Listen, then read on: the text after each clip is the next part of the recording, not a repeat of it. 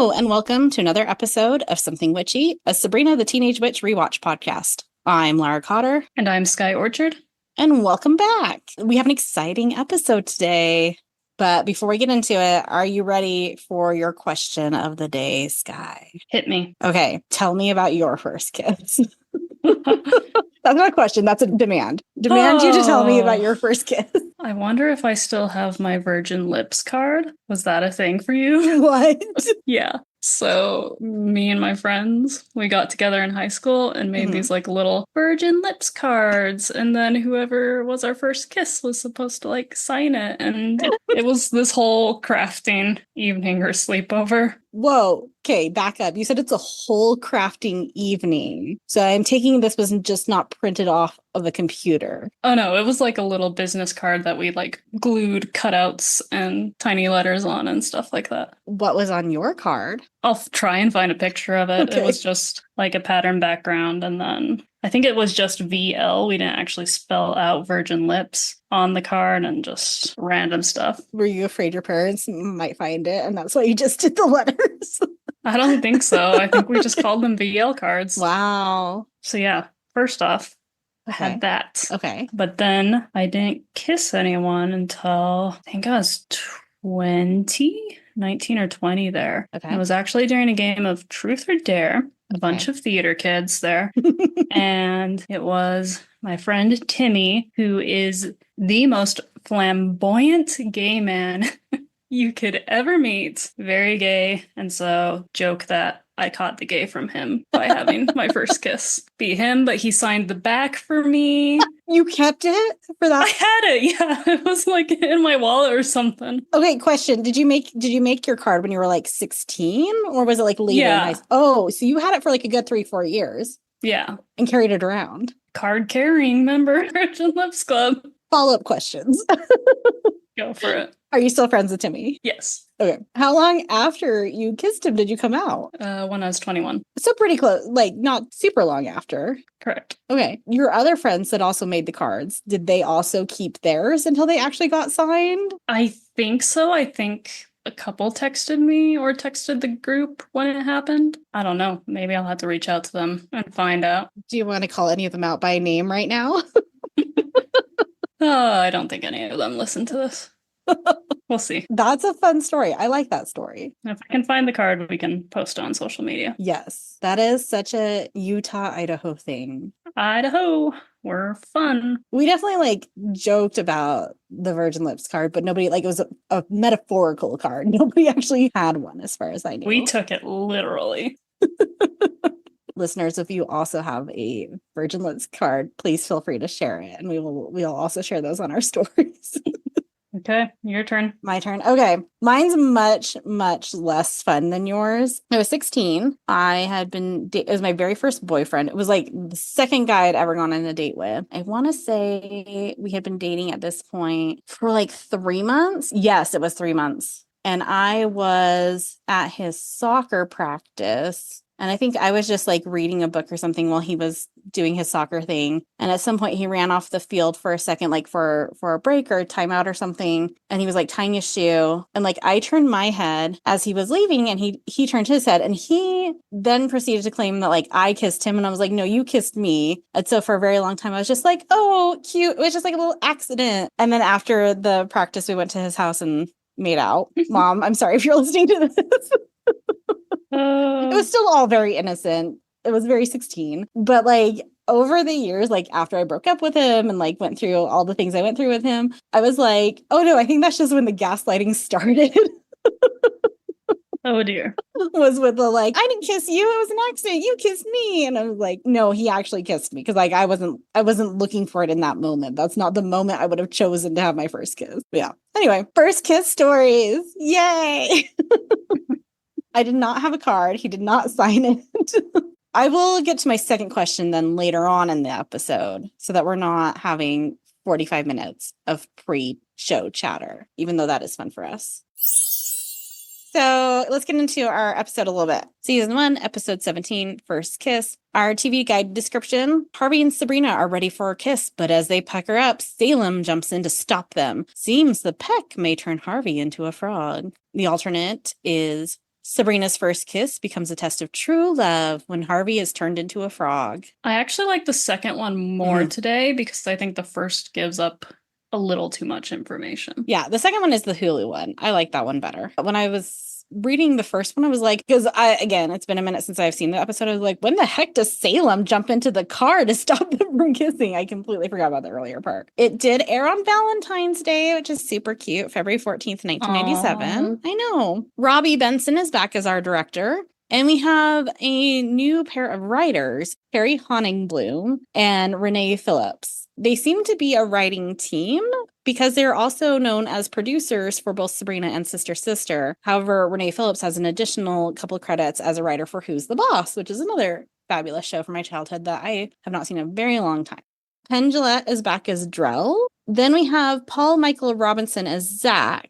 There's something called the Basketball Movie. And I'm not just saying basketball wrong. It is Basketball, the Guilt TV series, and then a whole run of films that are definitely adult-esque in nature. I don't think they actually are rated X. They're definitely, from the titles and the covers and the descriptions, sound like they are adult films.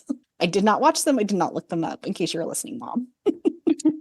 And then we have Peter Marshall as the game show host, also known as the Hollywood Squares host. He was also on Annie, The Love Boat, and Chips. And he sadly passed away on August 15th of 2024.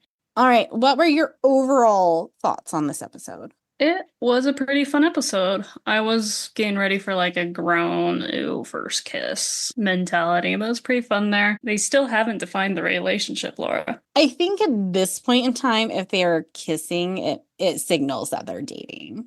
I thought it was really sweet. I realized I didn't have a ton of comments on this episode, mostly because there wasn't much that I thought was like contradictory or didn't make sense logically, but it was also just well written and cute, and I enjoyed it. It was a fun show. Yeah, I can't think of anything I didn't particularly like. I enjoyed the Hilda sub story, and I do have one thing I'll talk about at the very, very end. But yeah, I enjoyed it. There's our stellar review. Very detailed review. Let's start with our cold open. Hilda is eating a box of chocolates, with Salem helping her figure out what's in each one. He mistakenly identifies a cherry cordial for a caramel. He's bragging about his incredible sense of smell, and how he's going to get it right, and then he gets it wrong and says, maybe you should get a dog. That being said, my cats have very specific smells that they know instantly. Does Mabel have any smells where if she gets a whiff of it, she's right there? There's like 3 that I can think of, but I'm only going to say 2. One is catnip, so she has her catnip plant. The minute she smells me pick a little leaf off the catnip plant, she's there. The other one is weird. It's Chick-fil-A sauce. Okay. Mabel loves Chick-fil-A sauce. She will smell it the minute you open the little packet and come running.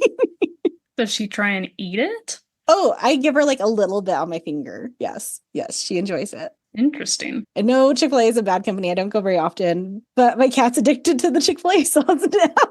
I wonder if she'd enjoy a little In-N-Out sauce. She does like other sauces. So she likes fry sauces and sometimes ranch dressing, but like she never actually eats, like I'll offer her pieces of chicken when I'm eating. Doesn't care, doesn't want to eat the meat. If it is a sauce, she wants it. Okay, sauce gal. Mm-hmm. All right, so what are your cat's favorite smells then? River will come for ham. She expects ham as a tribute every single day. She'll also come for chicken. Those are normal cat food things. Yeah. Lily is going to break a hip one day because she will fling herself off the bed at 21 years old when she smells either chicken, the meat tubes, or the probiotics. The weird one for the cats, though, is the probiotics that we give them. As soon as they smell that, they all come running because they know they're about to get meat tubes. So they've been, Pavloved into probiotics or... Also, maybe they just really appreciate good gut health.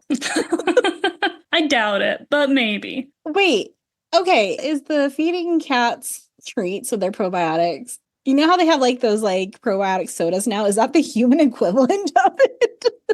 If there was a human probiotic applesauce, or I guess it's closest to like the probiotic yogurts you can chug there. I tried the poppies. I don't like those very much, but I started drinking the Olipop, and those are good. So Olipop, if you want to sponsor us, I will like your product. But no, nothing as exciting as Chick-fil-A sauce there.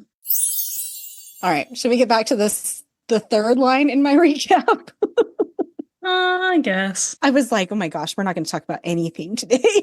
Oh, I have stuff. Okay. Need not worry. This is going to be a Skye heavy episode. Sabrina comes downstairs asking for help deciding what to put on a giant heart valentine for Harvey. Salem suggests, you rock my world. Hilda is disgusted to find out she just bit into a maple buttercream chocolate. Zelda comes in and asks who got the chocolates. She did, from Dirk the mailman, whom we've never heard about thus far. But okay, your mailman gives you a box of chocolates. Go ahead and eat them, I guess. Hilda continues looking for a caramel in the box, and Sabrina grabs the next chocolate to taste it, but it's marzipan. Hilda tries to get her to eat another, but she refuses. Zelda finally tells them to just use a spell to find the caramels. She zaps the box, and the desired chocolates start floating. Hilda is disappointed that it took away the mystery. So then my question for this scene is, what are your favorite chocolates in a box of chocolates? Or like, what are your least favorites? Like, what are the ones you're going to spit out? I don't think I have one that I necessarily spit out, but I don't like when it's like the runny cherry cordial. The marshmallow type, it's okay.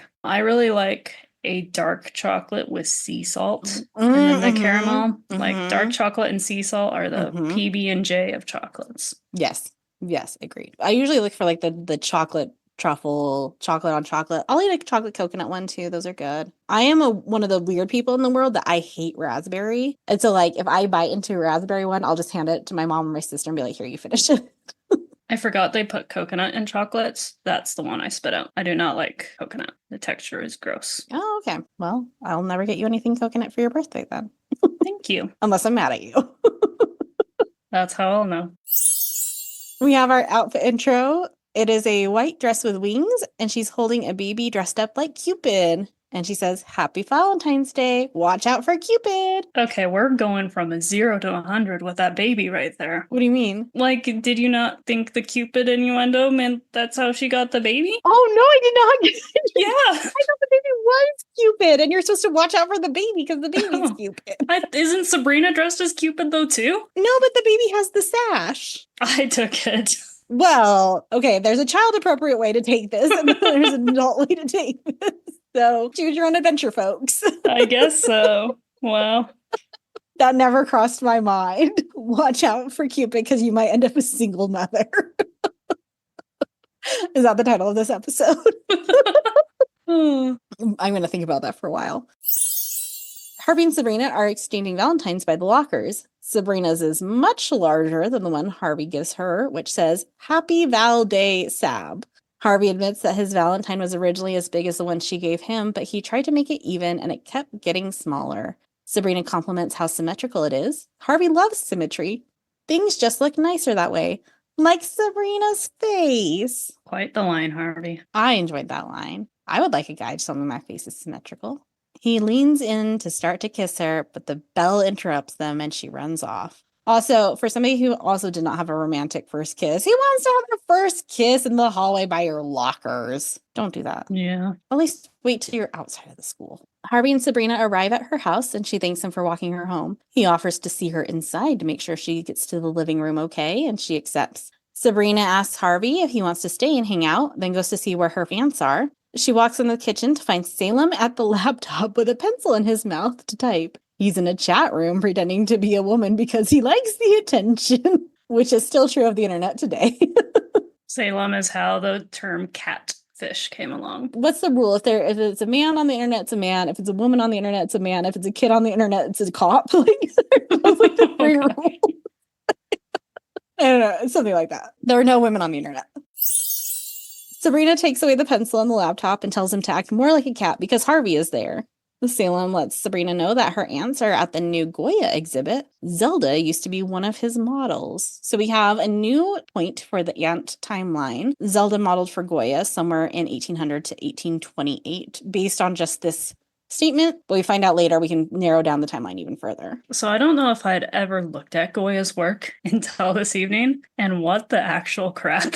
It is crazy. That is not what I was expecting from this 1800s guy there. Have you never seen the, like, what is it, Jupiter Devouring Saturn, or have you never seen that one before? I'm sure I have, maybe if it wasn't a history textbook, but there's some creepy Creepy stuff our man Goya did. Oh, I got my Roman gods backwards. It's Saturn devouring Jupiter. Sorry, don't get mad at me. We see what portrait Zelda supposedly modeled for later on, but there is one called Time and the Old Woman, which the old woman is sort of Zelda-esque if you imagine her super old and super creepy and about to die. I mean, that's not exactly flattering. I mean, no, it's Goya. I don't think anything's flattering besides the one picture, but you see it, right? I have it pulled up right now. That is, yeah. I mean, yeah, I guess you could say that's Zelda-ish. If we were envisioning her as a corpse.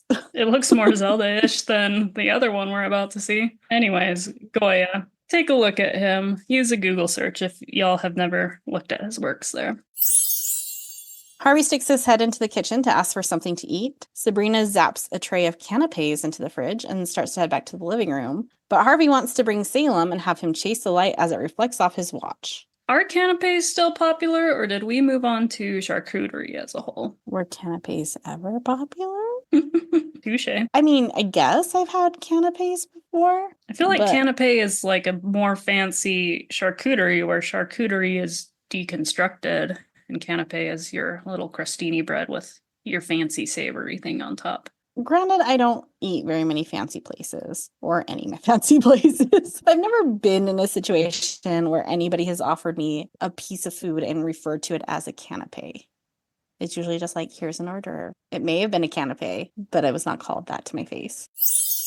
So Sabrina dismisses the idea of getting Salem to chase the light's reflection and says it's better if Salem stays in the kitchen and minds his own business. Once they leave, Salem complains that she acts like he doesn't have anything better to do than spy on her. But wait, he doesn't. We then see Salem peering at them from behind the stair banister, which is like just my favorite shot in this whole show. That was just the cutest. Yeah, the puppet work of him ducking up and down was very great. That was good. As Harvey and Sabrina look at a book of Annie Leibovitz's photos, just an FYI, the Whoopi Goldberg picture they were referencing, she laid in milk for 7 hours for that photo shoot and then claims that cats followed her for 3 days afterwards, but that her skin was really nice. I mean, cats following you, that's sort of the dream. Suddenly, a spark appears. Sparks are flying. Harvey admits he doesn't want to look at the book anymore. He wants to kiss Sabrina. They start to lean in before Salem jumps between them. Harvey asks what's wrong with him, and Sabrina takes Salem to the kitchen to talk to him. Feed him. Sabrina is yelling at Salem for spying on them, but Salem says it was a good thing he was. She can't kiss Harvey. The sparks were a warning. Sabrina doesn't understand. A warning of what? Salem doesn't want to be the one to tell her, so he asks her to just trust him. Unsure, Sabrina asks if he's being sincere. Salem promises he is, even though it pains him to do it. Sabrina decides to believe him, but if he's making it up, he will be neutered. Slowly. Which does that imply that he's going to be neutered without anesthesia? It left me with a lot of questions that I did not want to go down. Nope, I'm not going to ask that question. Nope. Nope. Inside thought. After recording ended thought. Sabrina tells Harvey he has to leave. Salem is sick and needs an operation. And I like Harvey saying, like, is there anything I can do to help? And Sabrina's like, no, we're going to go with a professional veterinarian for this one.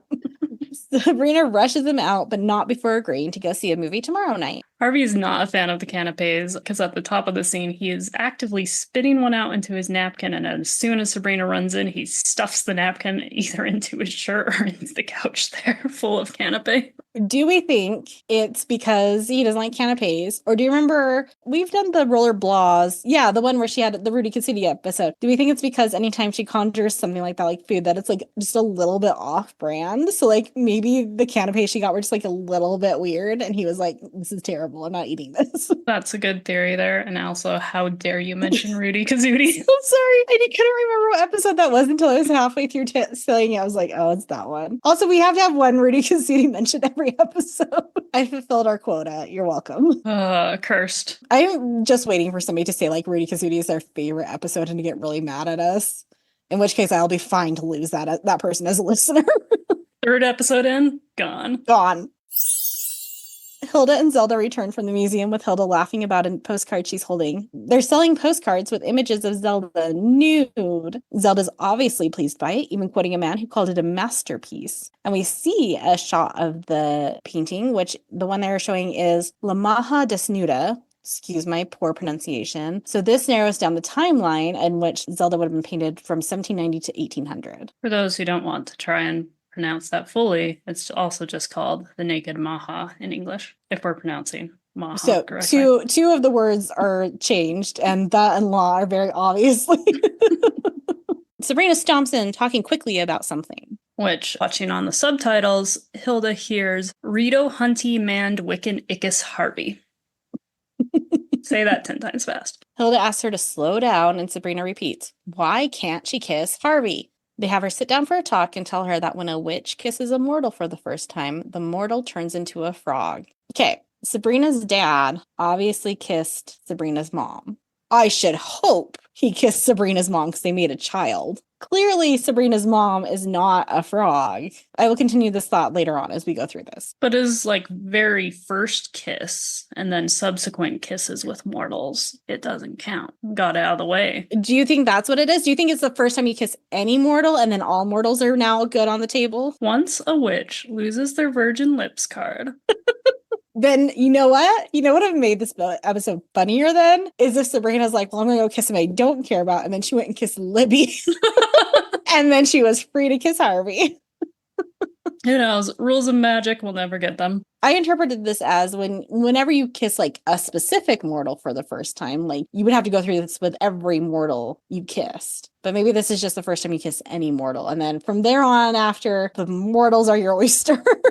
Go for it. Does Sabrina's mom know about this world? Yes, because she had to figure out why she can't see her daughter for a couple of years. Maybe she knows because she got turned into a frog and had to be explained to. Sabrina doesn't believe them and thinks that they're making this up because they don't like Harvey. Also because her mom's not a frog. Hilda assures her that they do like him, otherwise they would have warned her. Which Sabrina asks if it's like out of a fairy tale. Zelda says they had to get it somewhere, and Hilda says, do you think they make that stuff up? Which, question, how creepy does this world go as far as fairy tales if the source is very much truth, it seems like? There's some really dark fairy tales out there. Or I could see this world keeping it like light and fluffy and Princess and the Frog happy there. Yeah, they're going to keep it light and fluffy because it's... We're embracing Goya in this episode, so we could be embracing like... Yeah, but we're now on the Disney-owned network, or soon-to-be Disney-owned network. Disney's not going to risk their intellectual property being stained by being, hey kids, on this episode of Sabrina, we're going to talk about what actually happened in the Cinderella story. Just food for thought. Could be there, lurking in the shadows. Sabrina can never kiss Harvey without transmogrifying him, which is apparently a word because spell check did not underline it on my note sheet. Sabrina pouts that she hates being a witch and runs upstairs. In an effort to make her feel better, Hilda yells after her that she went through high school without kissing. Same, Hilda, same. The aunts walk in on Sabrina sitting in her room in the dark. They've been doing some research, and since she's half mortal, there's only a 50-50 chance that Harvey will turn into a frog. Sabrina wonders if it's good news, but Hilda points out that there's a 50% chance it's bad news and gives her a coin to toss to demonstrate. Heads, he stays Harvey. Tails, he's a frog. Sabrina flips the coin and gets tails. Maybe 2 out of 3 would be better. There's actually a big argument for it being actually 51 out of 49 instead of 50-50 because whatever side you start flipping the coin on could then disrupt the 50-50. There's some interesting math theorems and arguments out there on the internet about it. I feel like I heard one that was like because the weight's not evenly distributed too on the coin that could impact it. So like, but you have to get like to high numbers to show the impact of it. And I guess it depends on the coin because different coins have different etchings on them. Regardless, Sabrina's still half mortal. So her genes are still 50-50. Cut to Sabrina in the living room in a different outfit, flipping the coin. She gets heads and celebrates, then gets tails and groans in frustration. Salem asks why she's upset. Out of 100 tries, she gets 50 heads and 50 tails. And there are also 2 candles sitting in front of Salem that look like colorful little Easter eggs. Yeah, and I saw that note and I was like, oh, well, Easter is the next big holiday after Valentine's Day. That makes sense. But they live in Massachusetts, so I feel like they don't take St. Patrick's Day seriously. Who are they? Does this world have leprechauns, Laura? Do we meet leprechauns? I am not going to tell you. I'm going to let you be surprised. That's a yes. So excited. Unless they're not great. And then I'm going to be very sad. It's difficult to explain. There is somebody who at least appears to be a leprechaun in one episode. Okay, I will anxiously await. I don't think that's for a couple more seasons, but we will meet the person at the end of the season. Okay. It's a thing, and you'll understand when you see it.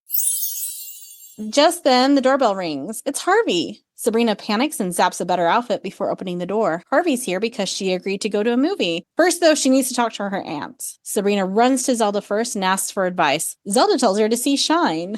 Which Shine is a 1996 Australian biographical psychological drama, a film directed by Scott Hicks from a screenplay by Jan Sardi based on the life of David Helfgott, a pianist who suffered a mental breakdown and spent years in institutions, which, could make the mood such that they would not want to kiss. It's a nice feel-good movie. Yeah, good job, Zelda, recommending something you don't want to kiss to. Even closer to home, though, its world premiere was at Sundance in 1996. Back to your point of it killing the mood and making them not want to dance, not to kiss, not to dance either. Yeah, they're not going to want to dance. Do we think, though, that Zelda is the type of person that will see this movie and be like, oh, she loves so much that it's such an intellectual film that she is like, yes, kiss me in this film? Maybe that's how she and Dirk the mailman met, is going to see The Shine. I don't know. I wish we had more information on that. Sabrina tells Zelda she knows what she meant. Zelda tells her there's nothing wrong with going out as friends and to just be careful. She also offers to give Harvey a bad breath spell. Sabrina asks if she's sure about the probability, but Zelda is sure. Sabrina returns to Harvey to go to the movies and punches him on the arm, calling him old buddy, old pal. Harvey is visibly confused. In the car, Sabrina says she wants to see something with a lot of random property damage. She's in luck because Vindicator 3 just opened. So there is no such movie called Vindicator 3, because I loved the title and it was going to go on the movie list if it existed there. There is actually a Rick and Morty episode, though, season 3, episode 4, called Vindicator 3. Do you think they got it from here? Maybe. Have to watch it. I don't like Rick and Morty, but I'll take one for the team. Okay.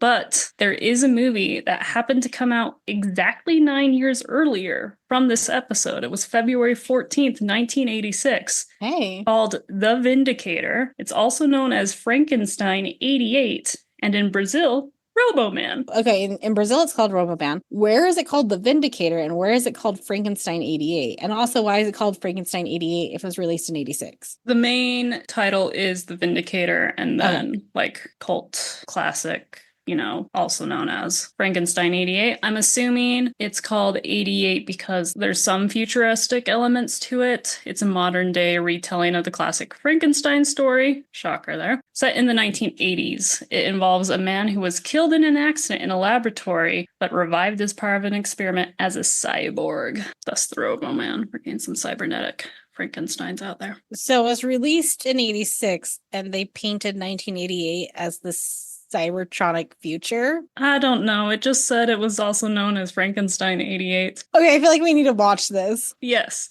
Well, you need to watch it. And if there was a Vindicator 3, I could only assume it was the third movie to this Frankenstein cyborg trying to vindicate his existence. Maybe they meant 2088. Maybe. That would make more sense, right? I don't know. I'm looking very quickly at it. Nope, don't know. Okay. We'll watch it and we'll figure out the 88. Harvey offers to help her with her seatbelt because it's pretty tricky and leans in, telling her that she looks really pretty tonight. He gets very close and Sabrina loudly thanks him and returns the compliment. Let's go! Sabrina continues flipping the coin in the theater while Harvey watches the movie. He tells her again that she looks really pretty tonight and leans in to kiss her, but she zaps his popcorn, causing it to fly up out of the bucket, then makes her escape by offering to go get more. They continue their date at a coffee shop called The Evil Bean. I would buy coffee from The Evil Bean. Where Sabrina is still flipping the coin. Harvey finally asks her about it, which, bless Harvey. It took him to this point in the date to ask her about this. And she says that if it turns up heads 100 times in a row, she wins a prize. Harvey tells her that the best part of the movie was seeing it with her, and once again tells her she looks really pretty tonight and tries to go for a kiss again. This time, Sabrina blocks him by shoving a muffin in her mouth. They're back in the car at Sabrina's house. She tries to make a quick exit, but Harvey asks if they can talk first. He asks if something has changed between them. Yesterday, he got the feeling she wanted to kiss him, and today he feels like she doesn't. Sabrina struggles to get her words out. She can't explain. Harvey is understanding and agrees to just be friends. Sabrina says that's for the best. Harvey is disappointed because he really wanted to kiss her. Sabrina looks pained, then grabs Harvey and kisses him. Harvey's still here. He'll always be here for her. And then turns into a frog. While they're having this conversation pre-kiss, the camera angle is such that you do get a nice view of Harvey's sideburns, and they're actually pretty great. They're like well maintained. They have a nice clean cut and angle to them. So he really does have nice sideburns. Harvey can pull it off. Sabrina runs inside carrying frog Harvey, which before we start recording, we're debating whether if it's a frog or a toad. If you know your amphibians, let us know what Harvey is. And she's screaming for help. Zelda comes rushing to her side while Hilda continues to play frantic music on her violin until Sabrina snaps at her. Zelda doesn't understand. She thought they were just going to be friends. Sabrina tried, but she failed, and now they're not even the same species. Zelda conjures a spray bottle to keep Frog Harvey moist and says there's still hope. Hilda explains the true love test. If she passes, Harvey will be turned back. If not, she will also be turned into a frog. But how does Sabrina know if it's true love? She thinks about him when he's not around. Her heart beats faster when she sees him walking down the hall, and it doesn't bother her when he chews gum. It might be true love, and Sabrina decides to take the test. The aunts Sabrina and Frog Harvey in a carrier enter a very pink room that has a glass terrarium full of frogs in it. I missed that. I know, I didn't put it in there because I'm like, oh, Skye will see that, and you didn't put it in your notes, so I'm mad at that. It's the National Institute of Love. They step through the archway, all of their clothes turning to pinks and reds. Zelda signs Sabrina in, and Hilda tells Sabrina that Drell gives the test. Today just happens to be the 94th anniversary of their 32nd breakup. Drell enters, says hello to Hilda, and explains the test. It's in 3 parts, each more horrifying than the last. Sabrina admits she's a little scared. She signs the agreement and then hears screaming. She just signed her life away. Note, the council is not responsible for the loss of hair, dignity, or personal items. She has to start at door number 1 and passes off Frog Harvey to the aunts with a hug and words of encouragement from each. Sabrina steps onto the set of a game show, the True Love Game. It's part 1 of her test. She is introduced to 3 Harveys in a setup similar to the dating game. The game will find out how well Sabrina knows the person she claims to be in love with. She starts by asking how they would rescue her if she was a princess trapped in a tower. One of the Harveys would float on air just from the thought of her. Another would blow up the tower. The next question asks one of the Harveys to describe the best and worst features of another Harvey, and then the 3 Harveys start to argue about their sideburns. The last question is what each one's favorite kind of triangle is. She identifies the real Harvey when he answers equilateral because it's symmetrical. She has passed part 1. My favorite triangle is isosceles. I find scaling pretty pleasant to the eye. What about scaling? It's pleasant to you. The angles. But it's all different, isn't it? Isosceles is 2 the same, 1 different. Yeah, and so a lot of times they're like up in the air pokey. Okay. Whereas the scaling with the 3 different is smaller and more interesting with the angles. Okay, that's fair. I will accept that. You don't like things that are symmetrical. I mean, it's fine. You like them to be more interesting. Yeah. Isosceles is just easier for math purposes. Or a right angle. A right angle is the best of all. She returns to her aunts in the pink room to celebrate. She passed the test of friendship. Sabrina is pumped and ready for door number 2. She asks Harvey for luck and he ribbits at her. She runs off to her next test. Zelda excuses herself and Frog Harvey from an awkward moment with Drell and Hilda. The 2 start to chat and Drell admits he finally moved out of his parents' basement. Soon their chatter turns to flirting. I paused, rewound. There is no mole on Drell's face at all. Was there the last time we saw him in Jenny's dream? I didn't want to go that far back to find. Okay. Also, I miss Molly. Potential rest in peace there. But if Molly is really gone, maybe he lost his face mole at the same time when Hilda killed Molly. They're tied together. That's so dark. Yeah. I was trying to justify this lack. It's like, what are the books? The Golden Compass series where it's like the animals are tied to you and like if you sever it, the animal dies. Maybe his connection to Molly was his mole. And because Hilda killed Molly, or maybe she actually did rip off his real mole and then that killed Molly. Oh, maybe. It could go either way. Either way, he's forgiven way too quickly for the loss of Molly. Well, it sounds like he's also done some terrible things, so. That's true. He's a despot, so Hilda wants to be a cannibal, so. Sabrina is lounging on a chair on the beach, yelling for someone to come tell her what to do next. Eventually, a very fit man joins her and introduces himself as Zach. He tells her they could take a bit to tell her about the next test, so she should just relax. He stretches out on the chair next to her and strikes up a conversation. They start to bond over Audrey Hepburn movies, specifically Sabrina, which I prefer, Roman Holiday. Zach offers Sabrina some chocolate cake and she takes him up on it. Also, when Zach sits up to feed her a piece of the cake, there's a large brown spot about shoulder height on that chair. That was there before he sat down, but is a lot darker after he sits back up. And it looks like self-tanning lotion rubbed off on the chair, which would make sense because he's awfully bronze.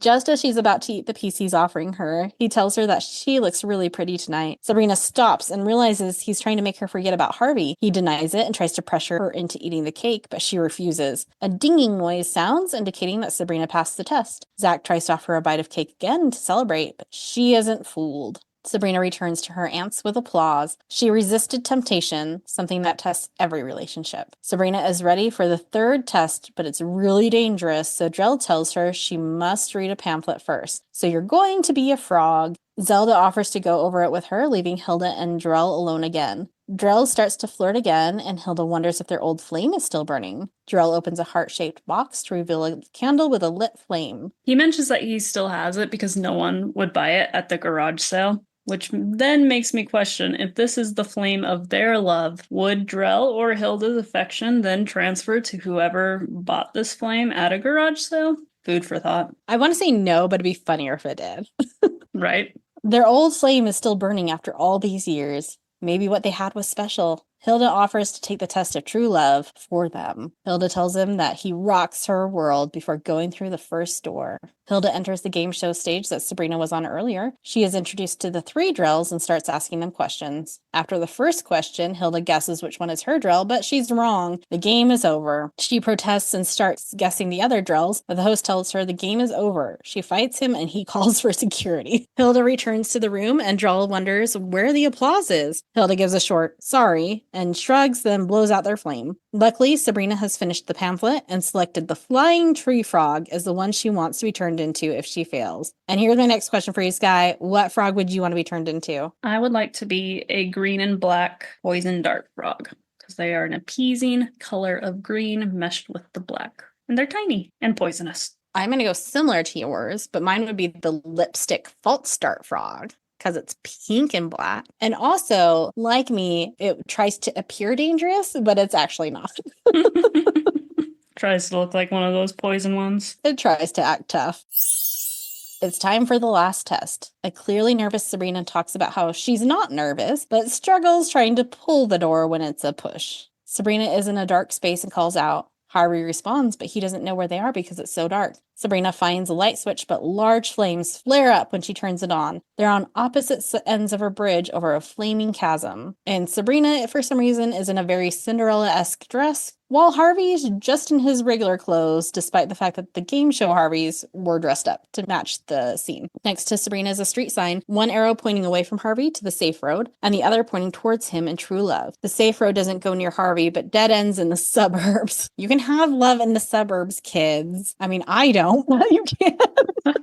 She knows there's only one way, over the bridge. She carefully starts to walk as Harvey watches on in horror. She steps, and part of the bridge falls away in front of her. Harvey tells her to turn back, but she can do this. She jumps over the gap, reaching out to Harvey, who manages to catch her. She throws her arms around him, but then he glitches and disappears. It was just a hologram. We have quite the green screen effects in this entire scene. Are you being sarcastic? Because it didn't actually take me out. Like, I know it wasn't real flames, but like it wasn't like obnoxiously fake to me. It was actually pretty good until she leaps. Well, yeah. And then you see the fuzziness. Yeah. It almost reminded me of like Indiana Jones-esque with the bridge falling and all that, and the just overall tone of the green screen. So sarcastic and serious. As you usually are.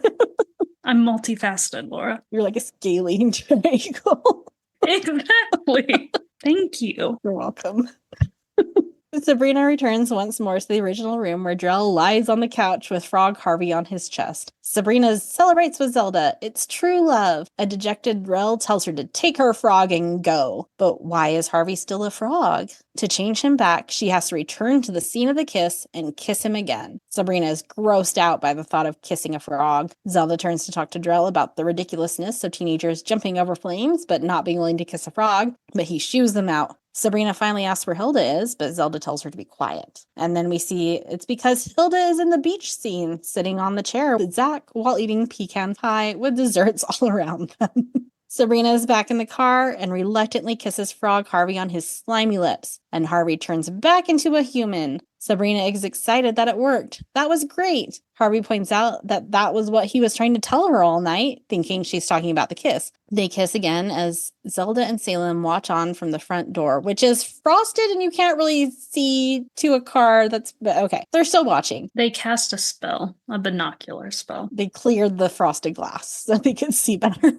Salem can't believe Zelda let her take that risk. Zelda admits there was no risk. At 16, it's always true love. Salem asks why Zelda didn't just tell her that, but now Sabrina thinks her love is extra special. Harvey and Sabrina continue making out as fireworks from somewhere erupt in the reflection of the windshield. So Harvey clearly doesn't remember being a frog, but we had this whole journey where we had to convince Jenny that she didn't get transfigured into a bug.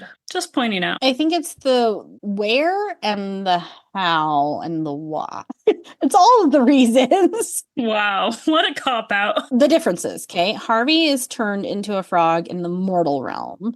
And then it's already a clearly established test that clearly other witches have been on with mortals. So I'm sure they built in a protection around this spell so that the mortal won't remember it. Whereas Jenny was turned into a bug on a whim by Drell, and she was in the other realm. So maybe that's why her memory stayed with her, because she already had memories of being in the other realm, not the mortal realm, in the other realm. And so they had to convince her all of her memories of the other realm were fake.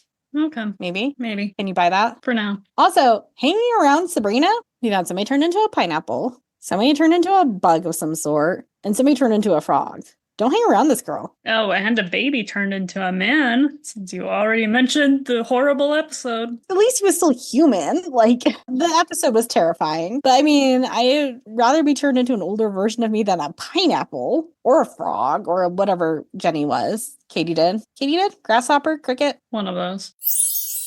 In our end tag, Harvey meets Sabrina, calling her Sab, which I hope we never hear that nickname ever again, at her locker, and offers to give her a ride home from school since he doesn't have basketball practice. He will see her at her locker at 3:30 and walks away with a rather froggy gait. Sabrina looks unconcerned and calls after him. She tells him it's too bad he doesn't have basketball practice today. Harvey looks confused and continues to bounce away as Sabrina quietly giggles. And my one sticking point with this whole episode is that we never met Dirk the mailman. We got no plot line. Why did Dirk give Zelda chocolates? Who is he? Where is he from? Why is he in love with her? Is she going to go out with him? Who knows? We got no answers. I want to know about Dirk. Justice for Dirk. Yes. I have a question that appeared in my brain while we were discussing this. That's usually where questions appear. Thank you. You are correct there. What if Sabrina kisses a witch? Because as a half mortal, is she then in peril from her mortal side of becoming a frog? Oh, maybe she is. So she's doubly screwed, being a half and half, potentially. Maybe she just got a little bit more genetic material from her dad. So she's 51% witch. Food for thought. Well, now I'm going to ponder about the genetics of witch mortal relationships.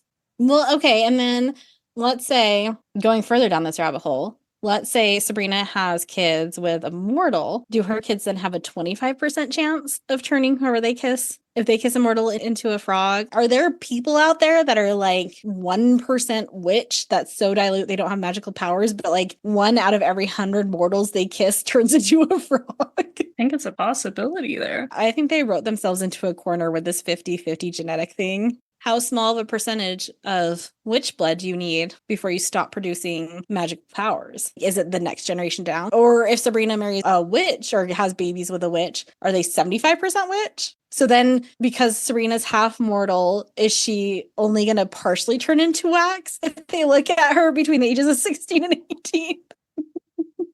She'll have like 3 wax fingers. Oh, I didn't think she could also turn into wax with her children because she's half mortal. What if she had 2 kids with a mortal and one was a witch and one was a mortal? Oh. What if Sabrina had a sibling? What if Sabrina has a mortal sibling out there that's just like living their normal life? So many questions we're never going to get answered. Just going to live in our brain space. Let's just become the experts on these genetics. Sabrina fan fiction. Yes, Sabrina fanfic. Where it's just order mortals becoming wax. Now I'm just imagining like just parts of you becoming wax, but not like fully. Like It's also specifically described as a ball of wax. oh, It's just part of you dropping off as wax. what if your fingers just like shrivel up? Yeah, just like a little rounded. You just have like a stump of wax. Yeah. Let us know your thoughts, people, about this conundrum that's gonna... Let us know if we're alone in these thoughts. I mean, probably. Not now that we have shared them with the world. Other people will now be forced to think about this. Let's find a geneticist and bring them on the podcast. Our next episode is season 1, episode 18, Sweet Charity. Do you have a guess for this one, Skye? Okay. I'm going to say Charity is a person, and they are not, in fact, sweet. They are the opposite of sweet. And so Sabrina has to deal with them. I imagine someone like her cousin, Amanda, but with someone named Charity instead. Come back next week to find out if Skye is right or not. I'm never right on this. You've been close a couple times. My favorite one was your guess for the Rudy Kazooie episode. That one was the best. It would have been so much better as a Western. So much better. In the meantime, please like us, share us, rate us, subscribe us, do all those fun things to let other people know that we exist. You can also email us at somethingwitchypod@gmail.com. And you can follow us on Instagram at somethingwitchypod or TikTok at something.witchy.pod. Until next time, Stay magical.